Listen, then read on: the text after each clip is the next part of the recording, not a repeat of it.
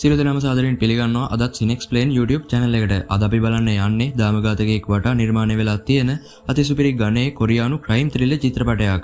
ඒක තමයි 2018 දී රිලීස් වුණ 10න් 6.5ක IMDb අගයක් ලැබිලා තියෙන The Witness කියන movie එක. එහෙනම් වෙනද වගේම වීඩියෝ එකට යන්න කලින් අනිවාර්යෙන්ම වීඩියෝ එකට like එකක් දාලා මේ වගේ movies දෙකටම බලන්න කැමති ඔයාලා හැමෝම අනිවාර්යෙන්ම Cinexplain subscribe කරලා bell icon එකත් click කරලා තියාගන්න කියලා මතක් කරන ගමන් අපි යමු වීඩියෝ එකට.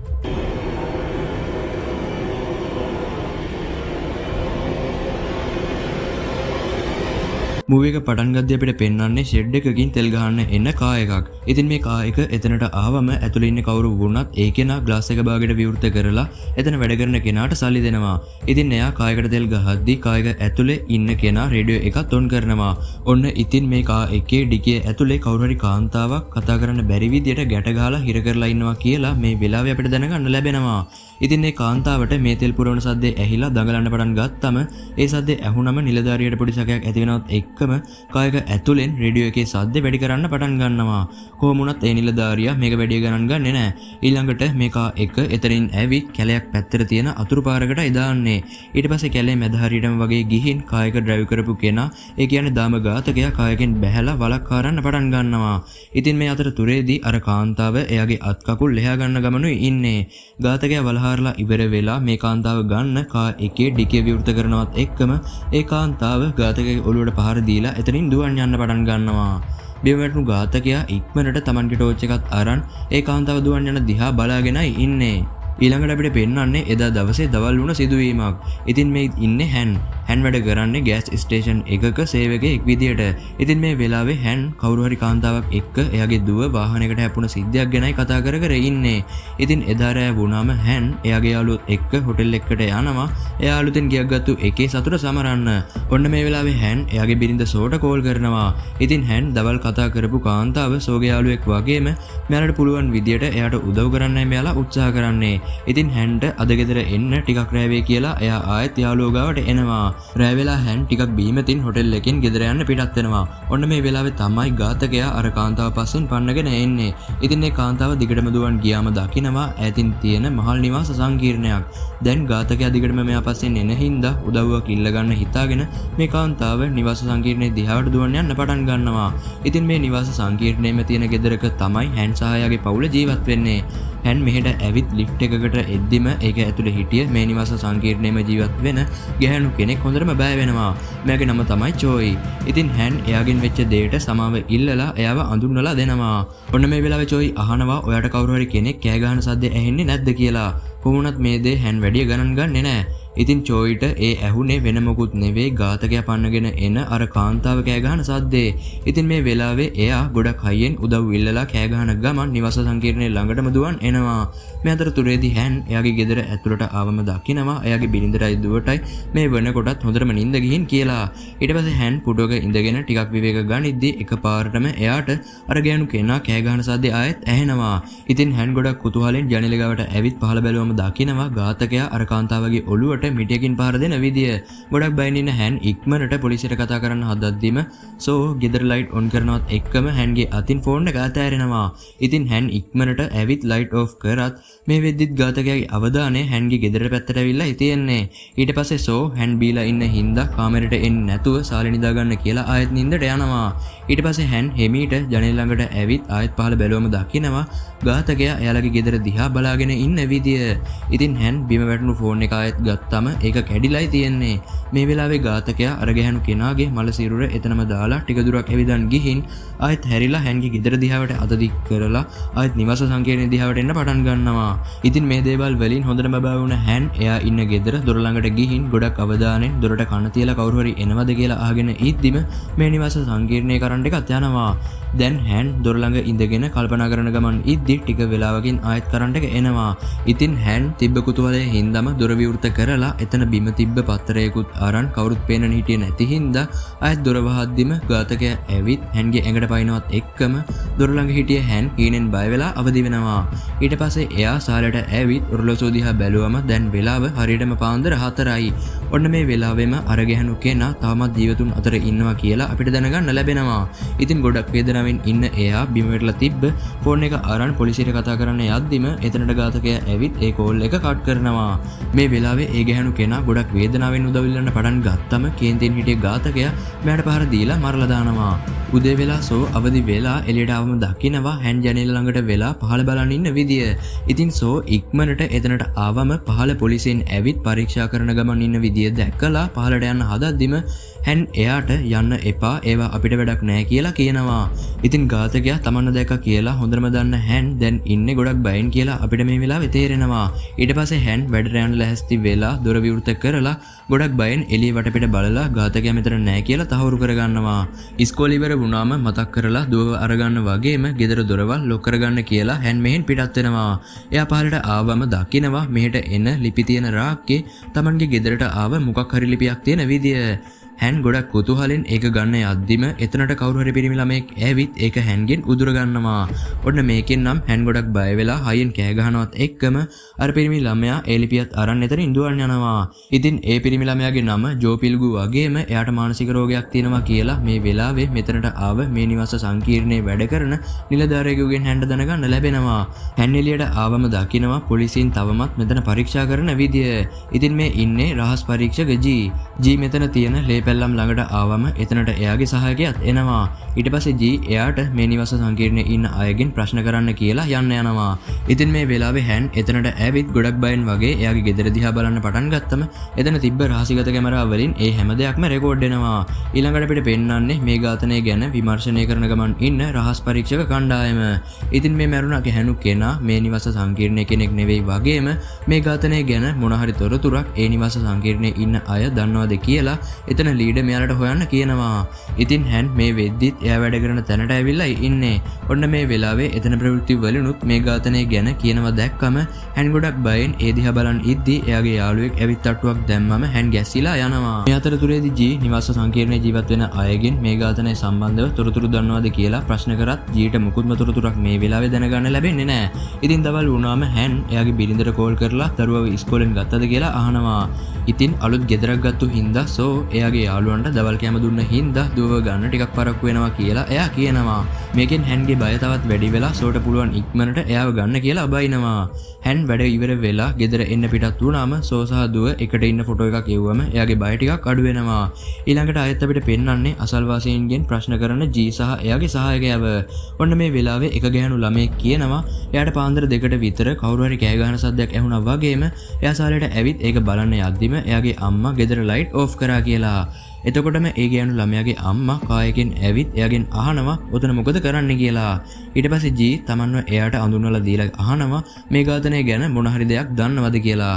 ඉතින් ඒ ගැහණු ළමයාගේ අම්මා ටිකක් කලබලෙන් වගේ කිසිම දෙයක් දන්නේ නැහැ කියලා ඉක්මනට එතනින් යන්න යනවා. ගෙදර එන ගමන් හිටිය hän ඈත ඉඳන් මේ හැම දෙයක් දිහාම බයෙන් බලාගෙන ඉන්න විදිය මේ වෙලාවේ අපිට පේනවා. ඊට පස්සේ hän ගෙදර ඇතුළට එද්දි එහෙට අමුත් එක්ක ඇවිල්ලා ඉන්නේ. ඉතින් hän එයාගේ දුව හොඳින් ඉන්නවද කියලා බලලා සෝගෙන් අහනවා කවුද ආවේ කියලා. නිවාස සංගමේ ප්‍රධානියා මෙහෙට ඇවිත් සිද්ධ වුණ මිනිමැරුම සම්බන්ධව මෙතන කවුරුත් කට උත්තර දෙන්නේ නැහැ කියලා පොරොන්දු කරගෙන ඒ නඩුවෙන් මේ නිවාස සංකීර්ණය බේරගන්න අත්සනක් ගන්න ලිපියක් දුන්නා කියලා සෝ කියනවා. කොමුණත් හන්ට මේකෙන් තරහ ගිහින් බයින්න පටන් ගත්තම සෝ පෑනක් දීලා අත්සන් කරන්න කියලා කියනවා. hän ඒක අත්සන් කරන්න යද්දි සෝ අහනවා ඔයා මිනිමරුවව ඇත්තටම දන්නවා නම් පොලිසියට කියනවද කියලා. hän කියනවා ඔව් අනිවාර්යෙන්ම කියනවා කියලා. ඊට පස්සේ සෝ අහනවා එයා ඔයාගේ මූණ දැක්කත් ඔයා ඒක කියනවද කියලා. ඔන්න මේකෙන් හන්ට එදා වුණ සිද්ධිය මතක් වෙලා අර ලිපියත් අත්සන් කරන්නේ නැහැ. රෑ වුණාම හැමෝම නින්දර ගියාමත් hän ජනේලෙන් පහළ දිහා බලන් ඉඳලා පොලිසියට නිර්නාමික තොරතුරක් විදියට තමන් ඝාතකයව දැක්කා කියලා කියන්න හැදුවත් ඒකෙන් තමන්ගේ පවුලට මොකක් හරි නරකක් වෙයි කියලා hän ඒක නතර කරනවා. ඊළඟ දවසේ ජී මේ නිවාස සංකීර්ණය අවට තොරතුරු හොයද්දි දකිනවා කැලේ මැද්දේ තියෙන කා එකක ටයර් සලකුණක්. ඉතින් තමන්ට දැනට හම්බුණ සාක්ෂි වලින් ජී එයාලගේ ලීඩර් කියනවා මේ කාන්තාවට මිනිමරුව පහර දීලා තියෙන්නේ පාන්දර 2ට විතර වගේම මරණ පරීක්ෂණ වාර්තා අනුව මාරක පහර වැදිලා තියෙන්නේ පාන්දර 4ට විතර කියලා. ඊට පස්සේ ලීඩර් අහනවා එතකොට එතකොට ඒ කාන්තාව පැය දෙකක් එතන නොමැරී හිටියද කියලා. ඉතින් ජී කියනවා මිනිමරුව එතනින් ගිහින් ආයෙත් පැය දෙකකට පස්සේ එතනට ආව වෙන්න ඇති කියලා. කොමනත් ලීඩර් මේවා විශ්වාස කරන්නේ නැති හින්දා ජී ගොඩක් තරහින් එතනින් එළියට එනවා. ඉතින් මේ වෙලාවේ හැන් සහ සෝ ගෙදරට වෙලා ප්‍රවෘත්ති වලින් මේ මිනිමරුම ගැන බලද්දි සෝට තේරෙනවා හැන් ටිකක් කනසල්ලකින් වගේ ඉන්න විදිය. එයා ඒක ගැන හැන්ගෙන් අහද්දිම එයාලට කෝල් එකක් ආව හින්දා සෝ ගිහින් ආන්සර් කරාම ඔන්න ඒකෙන් කවුරුත් කතා කරන්නේ නැහැ. ඊට පස්සේ සෝ ඒක කට් කරලා ආයෙත් එන්න හදද්දි ෆෝන් එක ආයෙත් රින් වෙන්න පටන් ගන්නවා. සෝ ඒක ආන්සර් කරත් කවුරුත් කතා නොකරපු හින්දා හැන් ඉක්මනට එතනට ඇවිත් කතා කරත් එයාටත් මේකෙන් කිසිම ප්‍රතිචාරයක් ලැබෙන්නේ නැහැ. ඊට පස්සේ හැන් සෝගෙන් අහනවා මීට කලිනුත් මෙහෙම කෝල්ස් ආවද කියලා. සෝ කියනවා නෑ ඕක වැරදි අංකයක් වෙන්න ඇති කියලා. තිබ්බ කුතුහලයේ හින්දාම හැන් ඉක්මනට ජනේල ළඟට ඇවිත් පහළ බලද්දි එයාට තේරෙනවා එයාලගේ බල්ලා ගෙදර ඇතුලේ නෑ කියලා. ඉතින් හැන් බල්ලා ගැන සෝගෙන් ඇහුවමයි සෝට තේරෙන්නේ බල්ලා ගෙදර නෑ කියලා. ඊට පස්සේ මේ දෙන්නම එළියට ඇවිත් බල්ලව හොයන්න පටන් ගන්නවා. ඔන්න මේ වෙලාවේ මේ දෙන්න දිහා ඝාතකයා ඈත ඉඳන් බලන් ඉන්න විදිය අපිට පෙවුනත් ඒ දෙන්න මේක දකින්නේ නෑ. ඊළඟ දවසේ ජී සහ එයාගේ සහායකයා ආයෙත් මේ නිවාස සංකීර්ණයට පිටත් වුණාම සහායකයා අහනවා අද ඇයි යන්නේ කියලා. ජී කියනවා එදා පාන්දර එහෙ ගෙවල් තුනක කවුරු හරි අවදින් ඉඳලා තිනවා වගේම ඒ අයගෙන් ප්‍රශ්න කරන්න යන්නේ කියලා. ඊට පස්සේ මේ දෙන්න කෙලින්ම එන්නේ හැන්ගේ ගෙදරට. ඉතින් මේ වෙලාවේ හැන් ගෙදර නෑ වගේම සෝ දොර විවෘත කරලා ඒ දෙන්නව ඇතුළට ගන්නවා. ඉතින් ජී සෝගෙන් අහනවා හැන් එදා ගෙදර ආව වෙලාව මතකද කියලා. සෝ කියනවා හරියටම මතක නෑ පාන්දර 2ට විතර එයා ආවේ කියලා. ජී අහනවා එයා ඒ වෙලාවේ කරේ මොනවද කියලා. නිදිමතේ හිටියේ හින්දා එහෙම විශේෂ දෙයක් තමන්න මතක නෑ කියලා සෝ කියනවා. ඊට පස්සේ ජී සහ එයාගේ සහායකයා මෙතන පරීක්ෂා කරලා එහෙන් යන්න කලින් කියනවා මොන හරි දෙයක් මතක් වුණොත් කෝල් කරන්න කියලා. ජී ගෙදරින් එළියට යද්දිම එතනට සෝගේ දුව ආවම එයා ජීට කියනවා බල්ලව හොයලා දෙන්න කියලා. ඉතින් මේ වෙද්දිත් සෝ එයාලගේ බල්ලව හොයලා දෙන්න කියලා එයාලගේ විස්තර දාලා පෝස්ටර් හදලා කියලාත් මේ වෙලාවේ අපිට දැනගන්න ලැබෙනවා. දවල් හැන් වැඩ ඉවර වෙලා බස් එකෙන් බැස්සම දකිනවා එතන අර පෝස්ටරයක් තියෙන විදිය. ඉතින් මිනිමරුව මේකෙන් එයාලගේ තොරතුරු දැනගනිවි කියලා තිබ්බ බයට හැන් මේ පෝස්ටරේ ගලවලා අරන් මේ විදියට ගහලා තියෙන හැම පෝස්ටරයක්ම හොයන්න පටන් ගන්නවා. මේ අනතුරුතුරේදී ඔන්න කවුරු හරි කෙනෙක් තමන් ඔලුව බඳිනවා කියලා හැන්ට තේරෙනවා. ඉතින් මේත් වෙන කවුරුත් නෙවෙයි ඝාතකයා. ඝාතකයා එකපාරටම හැන් ළඟට ලං වෙද්දිම ජී එතනට ඇවිත් හැන්ට කතා කරනවා. මේකෙන් හොඳටම බැවුණ හැන්ගේ අතින් අර පෝස්ටර් ටිකත් අතෑරෙනවා. ඊට පස්සේ ජී එයාව අඳුනලා දීලා හැන්ගෙන් අහනවා මිනිමරුම් නඩු සම්බන්ධ මොන හරි තොරතුරක් දැනගන්නයි ඔයාව හම්බෙන්න ආවේ. ඒ ගැන මොකුත් කියන්න තියනවද කියලා. ඔන්න මේ වෙලාවේ එයාලා දිහා ඈත ඉඳන් ඝාතකයා බලාගෙන ඉන්න විදිය දැක්කම හැන්ගේ බය තවත් වැඩි වෙලා එදා සිද්ධිය සම්බන්ධ මොකුත්ම දෙයක් ජීට කියන්නේ නැහැ. ඊට පස්සේ ජී එදා උදේ හැන් ගොඩක් බයෙන් ඉද්දි ගත්තු ෆොටෝස් හැන්ට පෙන්නලා කියනවා මේ වගේ තේරෙන්නේ ඔයා මොන හරි දෙයක් දන්නවා කියලා වගේම මොන හරි දෙයක් දන්නවා නම් දැන්ම කියන්න කියලා. ඔන්න මේ වෙලාවේ ඝාතකයා මෙයාලා ඉන්න තැනින් ගියපු හින්දා හැන්ගේ බය ටිකක් අඩු වුණාම ජී කාගේ හරි ෆොටෝ එකක් පෙන්නලා ඝාතකයා ගැන තොරතුරක් දැනගන්න යද්දිම එයාට කෝල් එකක් එනවා ඒ ෆොටෝ එකේ ඉන්න කෙනාව හොයාගත්ත කියලා. ඊට පස්සේ ජී ඉක්මනට එතනින් දුවන් යනවා. කොමුණත් හැන් දන්නවා පොලිසිය මේ පස්සෙන් යන්නේ ඇත්තම මිනිමරුව පස්සේ නෙවෙයි කියලා. දැන් ජී එහෙට පිටත් වෙන ගමන් සහායකයාගෙන් මේ සම්බන්ධව තොරතුරු අහනවා. ඉතින් මෙයාලා දැන් සැක කරන කෙනා එදා මැරුණු ගැහණු කෙනාව කලින් මුණ ගැහිලා තියෙනවා කියලා පොලිසියට තොරතුරු හම්බෙලා තියෙනවා වගේම එයාට විරුද්ධව අර ගැහණු කෙනාව කලින් ලුහු බැදලා තියෙනවා කියලා පැමිණිල්ලකුත් තියෙනවා කියලා මේ වෙලාවේ ජීට දැනගන්න ලැබෙනවා. ඔන්න මේ අතරතුරේදී සැක කරන පුද්ගලයා ගොඩක් බයෙන් පොලිසියෙන් බේරෙන්න දුවන් ඇවිත් ඉක්මනට කා එකකට නැගලා පිටත් වෙන්නයි හදන්නේ. ඉතින් පොලිසියෙන් මෙයාව වට කරපු හින්දා එයා එක කා එකක් හප්පලා දාලා අනෙක් පැත්තෙන් එළියට එන්න හදද්දිම ජී පැත්තෙන් ඇවිත් එයාව හප්පලා දානවා. කොමුණත් සැක කරන කෙනාට තුවාල වෙලා තිබ්බත් එයාට පුළුවන් වෙනවා කායගෙන් බැහැලා ඉක්මනට එතනින් දුවන් යන්න. ඔන්න මේ වෙලාවේ ජී හිටිය කායගේ දොර හිර වෙලා තිබ්බ හින්දා එයා ටිකක් පරක්කු වෙනවා ඒකෙන් එළියට එන්න. සැක කරන කෙනා එතන දොරක් අකුළු දාලා ඉක්මනට ඈතට දුවන් යන්න පටන් ගන්නවා. මේ වෙලාවේ ජී කායකින් එළියට ඇවිත් එයාගේ කණ්ඩායමත් එක්ක ඒ දොර කඩලා දාලා සැක කරන කෙනාව හොයන්න පටන් ගන්නවා. ඉතින් මේ කෙනා දුවන් යද්දි එයාට අර මැරුණු ගැහණු කෙනාගේ ෆෝන් එකෙන් කවුරු හරි කෝල් කරාම මෙයා ඒක ආන්සර් කරලා කතා කරත් කිසිම ප්‍රතිචාරයක් ලැබෙන්නේ නැහැ. ඔන්න මේ වෙලාවේ එයා පිටිපස්සෙන් කවුරු හරි එනවා කියලා එයා දකිද්දිම අපිට පෙන්නන්නේ ගෙදරට වෙලා ප්‍රවෘත්ති බලන ගමන් ඉන්න හැන් සහ සෝව. ඉතින් පොලිසියෙන් සැක කරපු ඝාතකයා පොලිසිය ලුහු බඳින අතරතුරේදී සියදිවි හානි කරගෙන තියෙනවා කියලා එයාලට මේ වෙලාවේ දැනගන්න ලැබෙනවා. මේ අතරතුරේදී ජී සියදිවි නසාගත්තු සැකකාරයාගේ ගෙදරට ඇවිත් එතන පරීක්ෂා කරද්දී තේරෙනවා කොහොමඩවත් මෙහෙම දෙයක් කරේ එයා නෙවෙයි ඇත්තම ඝාතකයා තවමත් නිදැල්ල ඉන්නවා කියලා. ඉතින් මේ වෙලාවෙම හැන් ඒ මැරුණු සැක සැකකාරයාගේ ෆොටෝ එකක් බැලුවම දැනගන්නවා මේ ඇත්තම ඝාතකයා නෙවෙයි කියලා. ඔන්න මේ වෙලාවේ එයාගේ ගෙදරට කවුරු හරි කෙනෙක් ඇවිත් බෙල් කරනවා. ඉතින් මේ වෙන කවුරුත් නෙවෙයි එදා පාන්දර හැන්ඩ ලිෆ්ට් එකේදී මුණ ගැහුණ කාන්තාව. hän එයාව ගෙදර ඇතුළට ගත්තම එයා සේදී හානි කරගත්තු කෙනාගේ ෆොටෝ එකක් හැන්ට පෙන්නලා කියනවා මේ එයා නෙවෙයි කියලා. ඉතින් ගොඩක් කොතවලෙන් ඉන්න hän අහනවා ඔයා මොනා ගැනද කියන්නේ කියලා. ඊට පස්සේ චෝයි අහනවා ඔයා එයාව දැක්ක නේද? ඒකනේ ඔයා එදා ගොඩක් බයෙන් හිටියේ කියලා. ඉතින් hän මේ ප්‍රශ්න වලින් චෝයිව මගහරින්න හදද්දී එයා අහනවා ප්‍රතිචාරයක් ලැබෙන්නේ නැති කෝල් එනවද කියලා. ඔන්න මේක ඇහුවම නම් හන්ගේ මූණ ටිකක් සුදුමැලි වෙනවා. ඊට පස්සේ චෝයි හන්ට කියනවා දැන්ම මේක ගැන පොලිසියට කියන්න ඕනි. ඇත්ත මිනි මරුවා තවමත් මේ අවට අපිව හොයනවා කියලා. ඉතින් චෝයිට තනියෙන් එළියට යන්න බයයි. ඒ හින්දා හැන්ඩත් එයා එක්ක පොලිසියට යන්න එන්න කියලා චෝයි කියනවා. කොමුණත් hän ගොඩක් බයෙන් ඉක්මනට චෝයිව එයාගේ ගෙදරින් එළියට දාලා දොර ලොක් කරනවා. ඉතින් දැන් චෝයි තනියෙන් පොලිසියට යන්න කියලා හිතාගෙන ලිෆ්ට් එකකින් පහළ තට්ටුවට යන්න ආවම ඔන්න එතනට තවත් කවුරු හරි කෙනෙක් එනවා. ගොඩක් කුතුහලෙන් ඉන්න චෝයි එයා දිහා හොරෙන් වගේ බැලුවම දැනගන්නවා මේ වෙන කවුරුත් නෙවෙයි ඝාතකයා කියලා. ඉතින් ගොඩක් බයෙන් ඉන්න චෝයි පහළ තට්ටුවට නොගිහින් එයා ඉන්න තට්ටුවෙන් ලිෆ්ට් එකෙන් එළියට එනවා. කොමුණත් මේ වෙලාවේ ඝාතකයා මෙයාට මුකුත් නොකර පහළ තට්ටුවටම ගියාම චෝයිගේ බය ටිකක් අඩු වෙනවා. ඊට පස්සේ චෝයි කල්පනා කරන ගමන් එයාගේ ගෙදර ළඟට ඇවිත් දොර විවෘත කරන්න හදද්දිම ඝාතකයා ඈත ඉඳන් වේගෙන් එයා දිහාට දුවන් එන්න පටන් ගන්නවා.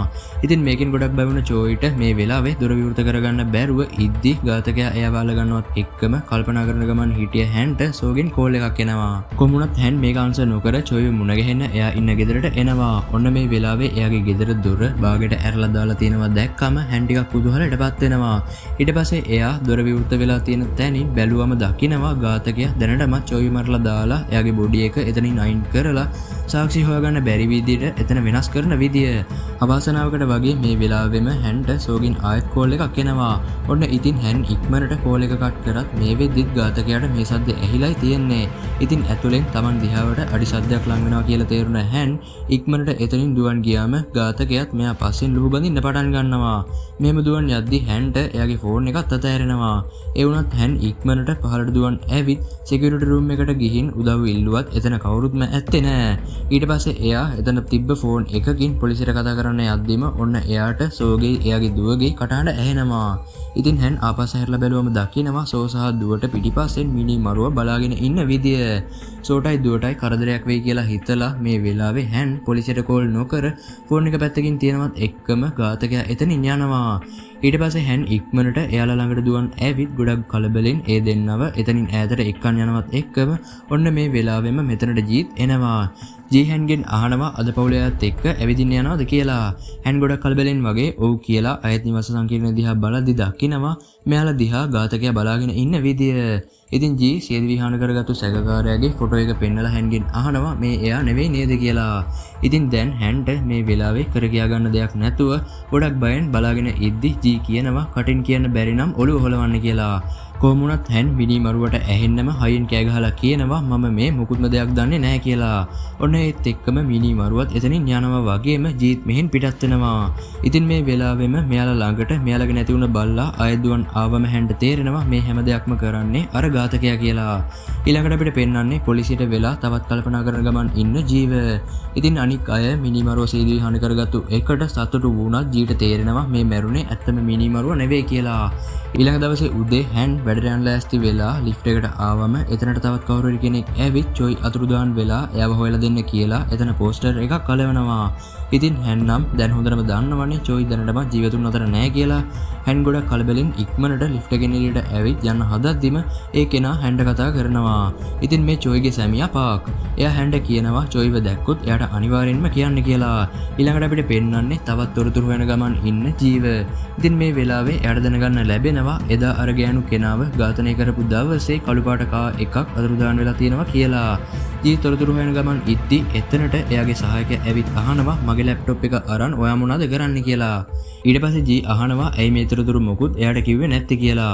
සහායකයා කියනවා නඩු ඉවරුණ හින්දා ඒවා දැන් වැඩක් නැති හින්දායි කිව්වේ නැත්තේ කියලා. ඊට පස්සේ ජී චෝයිගේ අතුරුදහන් වීම ගැන පෝස්ටර් එකක් පෙන්වපුවම සහායකයා අහනවා මිනි මැරුම් නඩු බාර ගන්න අය ඇයි අතුරුදහන් වීම ගැන හොයන්නේ කියලා. ඔන්න මේකෙන් ජීට හොඳටම කේන්ති ගිහින් සහායකයාට පහර දීලා එයාට හොඳටම බයිනවා. එදත් වැඩි ඉවර වෙලා hän ආයෙත් ගෙදර ගෙනියන ගමන් ඉද්දි පාක්ට අර පෝස්ටර් ගහන එකට අවසර ගන්න කියලා එතන හැමෝම චෝදනා කරන ගමනුයි ඉන්නේ. ඉතින් එතන සෝත් බලාගෙන ඉන්නවා දැක්කම හැන් ඇවිත් එයාව එක්කන් යන හදද්දිම පාක් සහ සිකියුරිටි ගාඩ් අතරේ පොඩි බහින් බස් වීමක් සිද්ධ වෙලා එයා අතින් අර පෝස්ටර් ටික ඇතෑරෙනවා. ඊට පස්සේ එතනට සෝ ඇවිත් පාක්ට ඒ කොළ ඇහිඳින්න උදව් කරාම එතන අනිත් අය සෝට දොස් කියන්න පටන් ගන්නවා. ඊට පස්සේ සෝ එතන හිටිය තවත් කාන්තාවකට ඔයා අතුරුදහන් වෙලා ඔයාගේ මහත්තයා මුකුත් නොකර බලන් ඉන්නවට ඔයා කැමතිද? ඒ හින්දා මෙයාට මුකුත් කියන්න එපා කියලා හැන් එක්කන් ආයෙත් ගෙදර එනවා.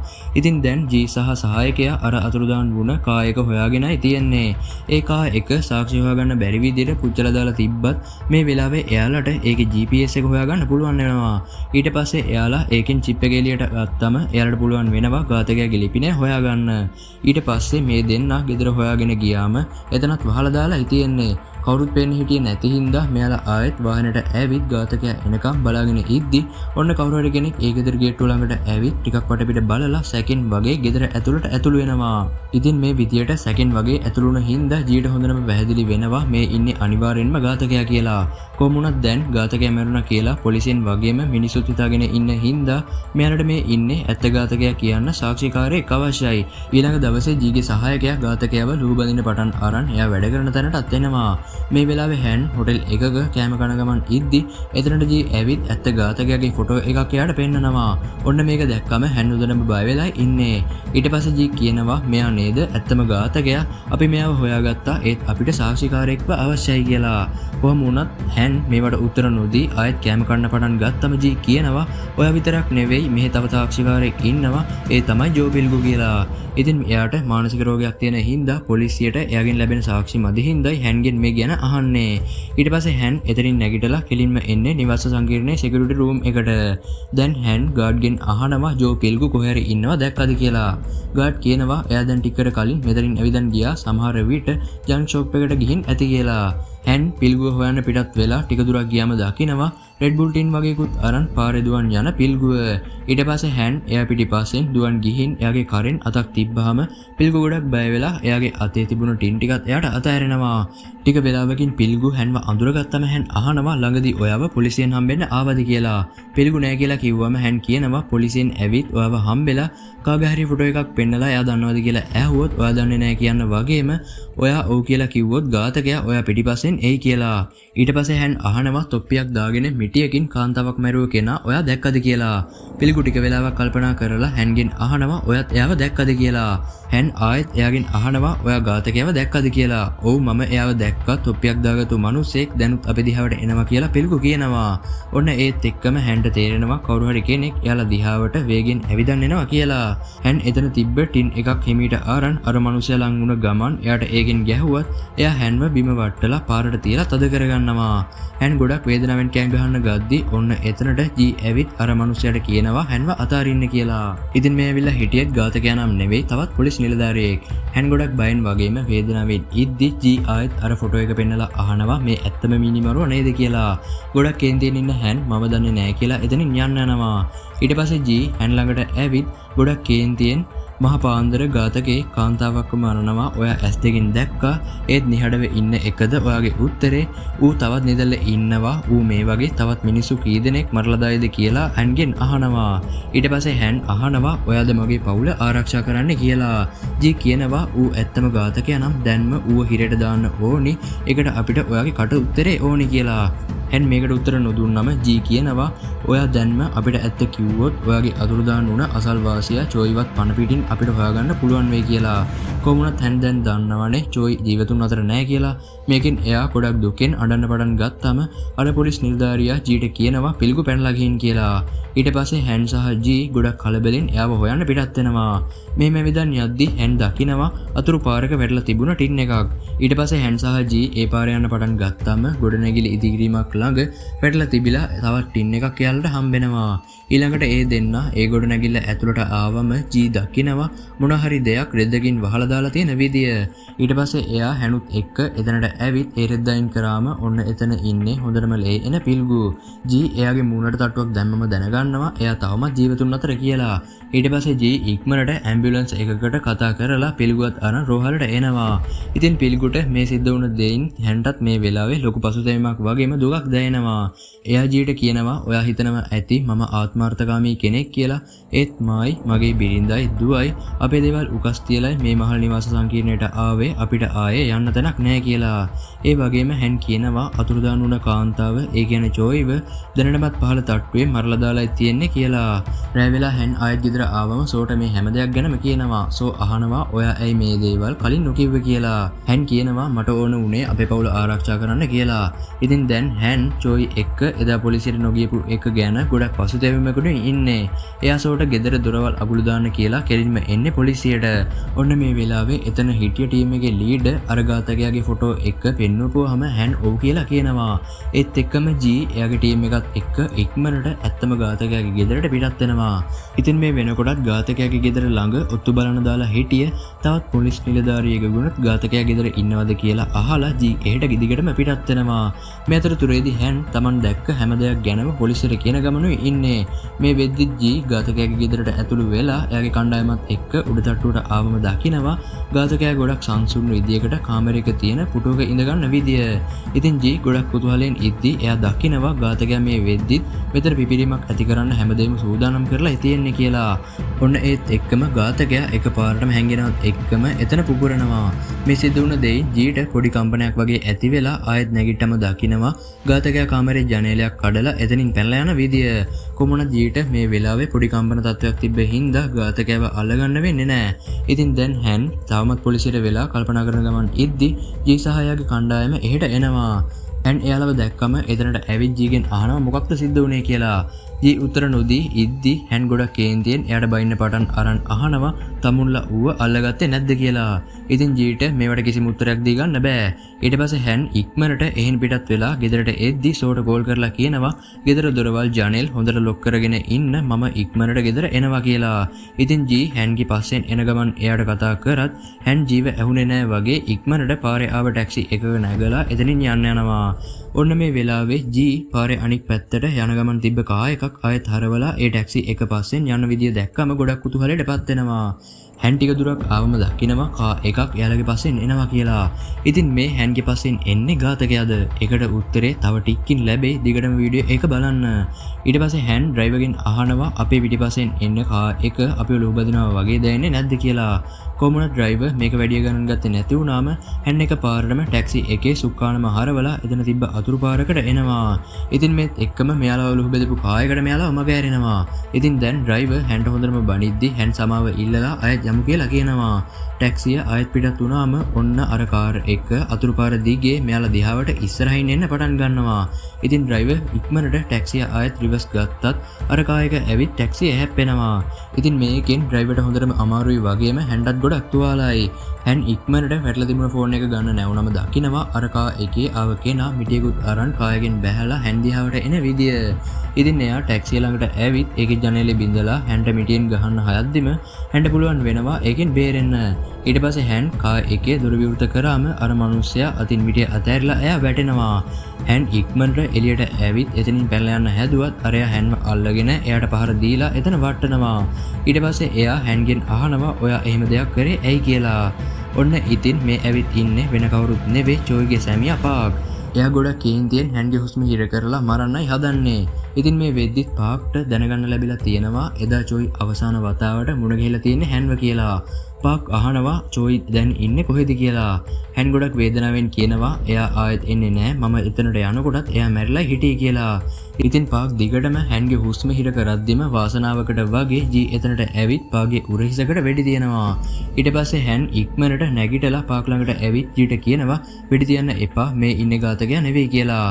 හැන් ගොඩක් දුකින් පාග්ගෙන් සමාව ඉල්ලුවම පාක් කතා කරන විදියෙන් හැන්ට තේරෙනවා මේ තොරතුරු මෙයාට කියලා තියෙන්නේ වෙන කවුරුත් නෙවෙයි ඝාතකයා කියලා. ඉතින් මේක තේරුණාම හැන් ගොඩක් කලබලෙන් ජී මෙතනට ආව කායකත් අරන් ඉක්මනට එයාලගේ ගෙදරට පිටත් වෙනවා. මේ අතරතුරේදී සෝ ගෙදර ඇතුලේ ඉද්දි කවුරු හරි කෙනෙක් ඇවිත් ගෙදර බෙල් එක ගහනවා. සෝ CCTV වලින් බලලා අහනවා ඔයා කවුද කියලා. ඒ කෙනා කියනවා මම ආවේ ඔයාගේ ගෙදර ආරක්ෂා කරන්න මිස්ටර් හැන් ඉක්මනට මෙහෙට එයි කියලා. කොහොම වුණත් මේ කෙනා කැමරාව වලින් හරියට පෙවුනේ නැති හින්දා සෝ කියනවා කැමරාව ඉස්සරහට ඇවිත් ඔයාගේ අනන්‍යතාවය ඔප්පු කරන්න කියලා. එයා කියනවා මම පොලිස් නිලධාරියෙක් ඕන නම් පොලිසියෙන් කතා කරලා එයා ගැන අහන්න කියලා. ඔන්න මේ වෙලාවේ සෝට හැන්ගෙන් කෝල් එකක් ආවත් සෝ ඒක කට් කරලා දොර විවෘත කරනවා. ඉතින් මේ ඇවිත් ඉන්නේ ඝාතකයා නෙවෙයි ඇත්තම පොලිස් නිලධාරියෙක්.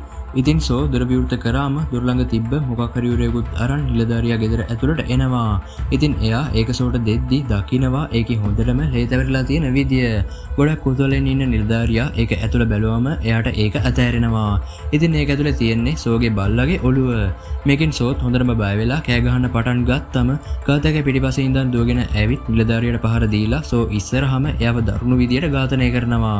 ඉතින් ගොඩක් බයෙන් ඉන්න සෝ ඉක්මනට කාමරේට දුවන් ඇවිත් එයාගේ දුවව එතන තිබ්බ කබඩ් එකක් ඇතුළට දාලා කියනවා මොන දේ වුණත් කවදාවත් මෙතනින් එළියට එන්න එපා කියලා.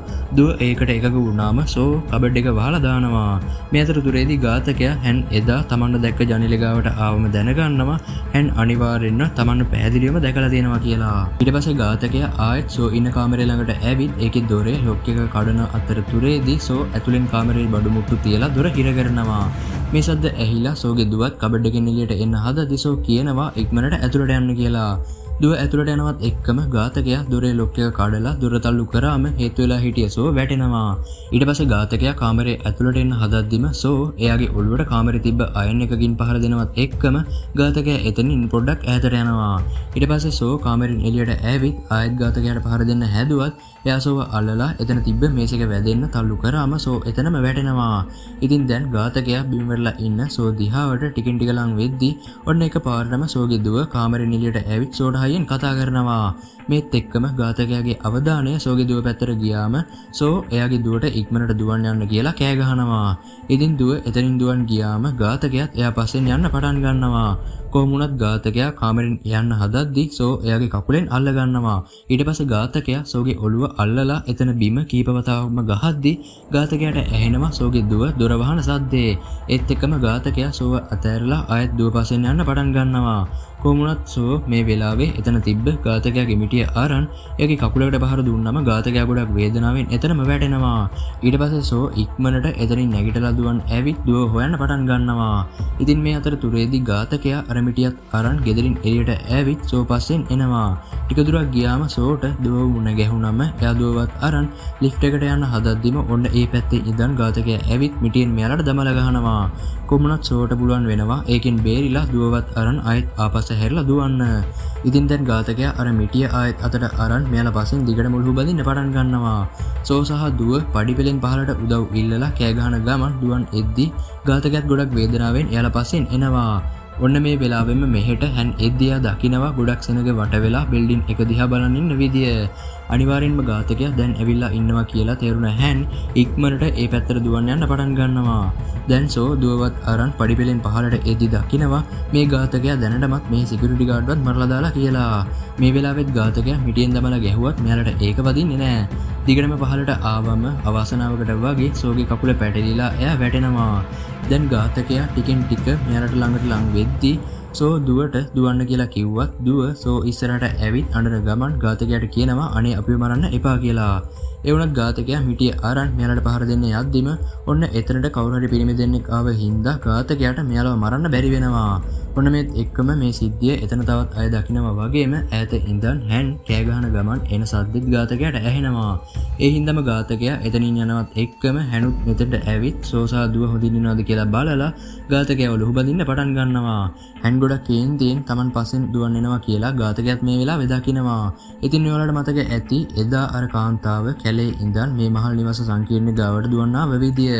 මේ වෙලාවේ ඝාතකයා මේ කැලේටයි ඇතුළු වෙන්නේ. ඉතින් මේ වෙලාවේ හොඳටම වහිනවා වගේම කැලේට ඇතුළු වෙන තැන වර්ෂාව වෙලාවේදී කැලේට ඇතුළු වෙන්න එපා කියලා වෝනින් එකකුත් දාලා තිබ්බත් තිබුණ කේන්තිය හින්දාම hän මේක හිතන්නේ නැතුව ඒ බෝඩ් එක කඩලා එලියත් අරන් ඝාතකයා පස්සෙන් දිගටම කැලේ මැද්දට දුවන් යනවා.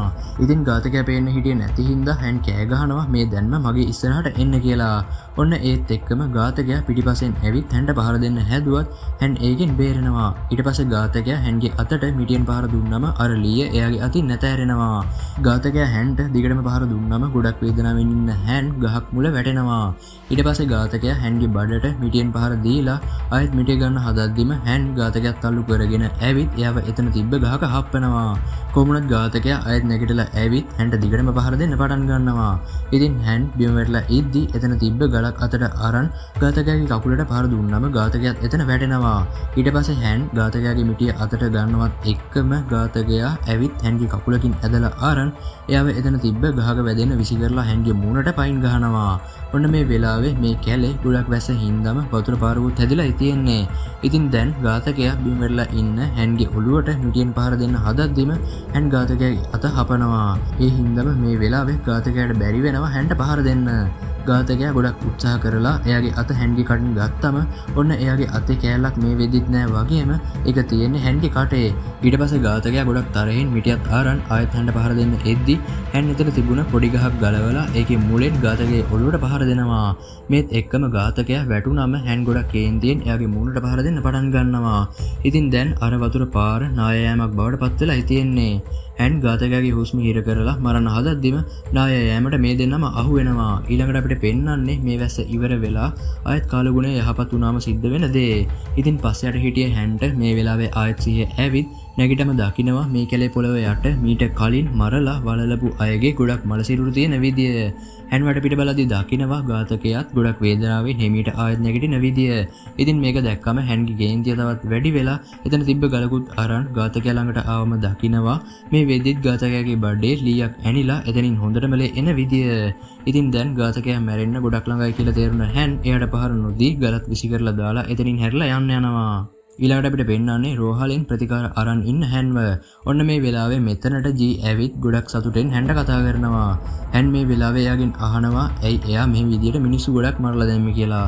ජී කියනවා හේතුවක් නැහැ ඝාතකයාට මරන්න ඕනි කියලා හිතුනොත් දෙපාරක් හිතන්නේ නැහැ ඌට ඕන කෙනා ඌ මරලා දානවා කියලා.